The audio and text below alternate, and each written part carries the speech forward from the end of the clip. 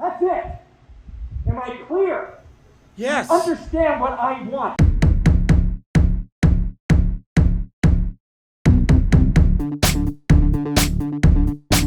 It's episode 29 of I Will Thrive and I'm feeling fine.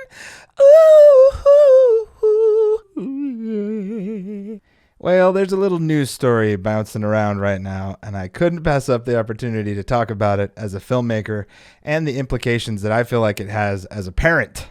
And I'd be surprised if I'm the first source of this information for you, but if by some crazy chance you haven't already heard, Tom Cruise was recently recorded screaming his head off. This is how it went down. He had apparently already told the crew working on the new Mission Impossible 7 movie, which, by the way, holy crap, there's been 7 of those movies? Good night, Sally Sue Johnson. Anyway, he'd already told everyone his expectations about following the COVID-19 protocol. What were his expectations?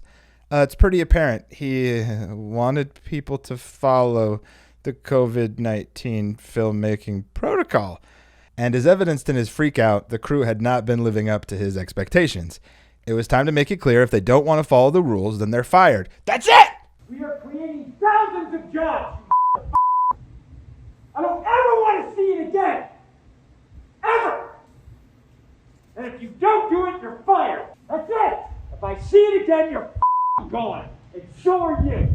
So you're going to cost him his job. What about me? I see it on the set, you're gone. Am I If gone? You're gone. Am I gone? That's it. That's it! Am I clear? Yes. You understand what I want. You understand the responsibility that you have.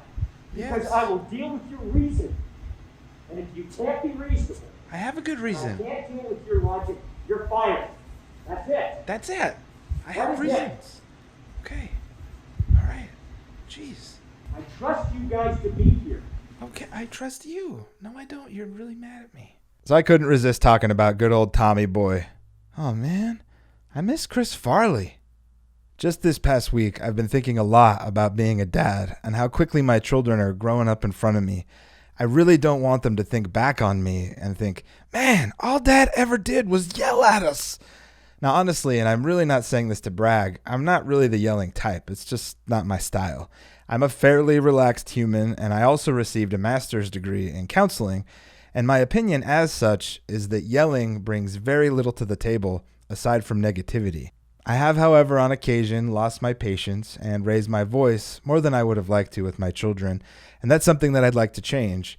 And it really goes hand in hand with why I'm conflicted with Tom Cruise's recent freakout and with my overall feelings and thoughts on yelling. I've also been trying to teach my children about yelling. They have this unique skill of screaming 97% of the time. It could be the cutest little kid thing you've ever heard, but it's usually screamed, "You're the best dad ever! Can I have an apple? I need to go potty." Just the other day, I told them that there's never an excuse to treat anyone poorly, especially their brothers and sisters. There's always a way to communicate with kindness. And I quote myself here, even if your brother or sister breaks one of your favorite toys, you can still decide to respond in a calm way. Now, it's okay to be upset, but screaming, hitting, or hurting in any way, or putting cheese down their shirt is not the way to handle the situation. And this goes for mommy and daddy too. We shouldn't be yelling or being unkind to anyone either. I could instantly see in my son's face. He was thinking how he would retaliate if one of his favorite toys was broken. Well, what I said to them next is really why I'm conflicted about Tom Cruise's recent freakout. One of the only times it's okay to yell is if someone's in danger. If one of you are about to get hit by a car, Daddy's going to yell. And if you're going to get hurt or hurt someone else at home, I will yell. And that's okay. I've been doing the dad thing for 9 years now, and we have 5 kids. I've learned a lot. And I've actually thought about this yelling thing a lot. Another thought I've had many times has been comparing the home environment to a work setting. I've thought in this setting at home, I'm kind of the boss and the kids are kind of like the employees. Then I've listened to the way that my wife and I are speaking to our children. There's been many times where I've had the thought, man, if I ever had a boss that spoke to me that way, I would have quit. Now, please understand, I'm not an anti-discipline kind of guy either. Kids need guidelines and discipline. Parents have to draw lines and stick to the rules they've set. We certainly don't need more entitled, selfish people in the world. And a life where kids have never learned discipline is clearly dangerous. That's really the breeding ground of entitlement. They need to learn to develop their own self-discipline muscles as well. However, I do believe parents can always find ways to discipline their children in more positive ways. Yelling will always bring more yelling. And treating your kids like crappy, undervalued employees is not going to help them in any way either. They may, in fact, someday quit and not really care to have a relationship with you at all.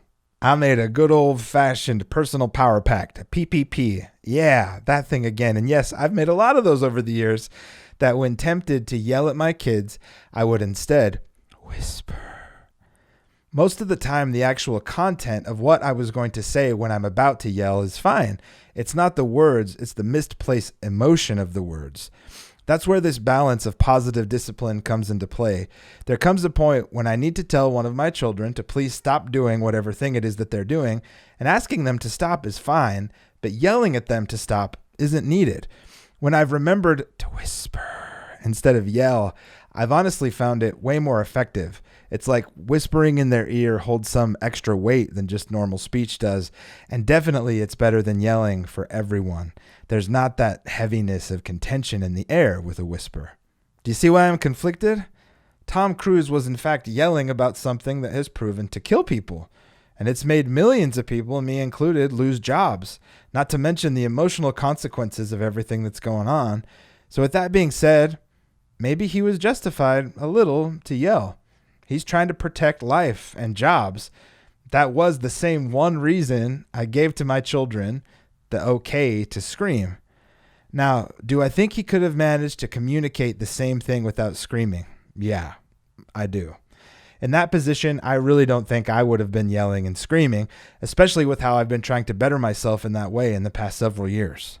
I've also worked on some really negative and poisonous sets before, and as cool as filmmaking is, if you're surrounded by pure negativity, it doesn't matter how cool the job is, you won't feel great going home at night. It becomes something that you look forward to ending rather than enjoying the ride. And while I think we all have the power to thrive, even in negative situations, this project is called I Will Thrive, for crap's sake, it's just more fun to be in positive places. I'd way rather be in positive places, even though I feel like I'm well on my way to building the kind of resiliency needed to thrive, regardless of what's happening around me. The positive sets that I've worked on have been far more rewarding and remembered. And this is true even when I was making less, or in some cases, I was making nothing. Because of the experience I've had being on both positive and really negative sets, I've made the promise on my films to have the most positive sets known in the industry. How sweet would it be to be known for that? What if everyone involved with making the movie felt like they were able to grow and become a better person as a result of making that movie?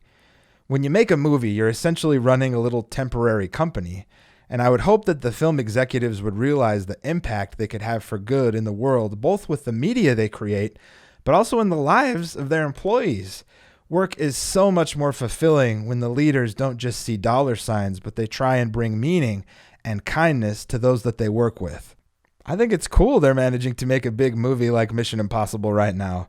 And hopefully it ends up being a way more overall positive experience for everyone involved than that little freak out that we all witnessed. If not, hey, share the I Will Thrive motto with those crew members and maybe it could help them endure until the end of the production. Thank you for watching. Thank you for listening. Thanks for subscribing. You can be my king or queen or something in between on Patreon. And that's it!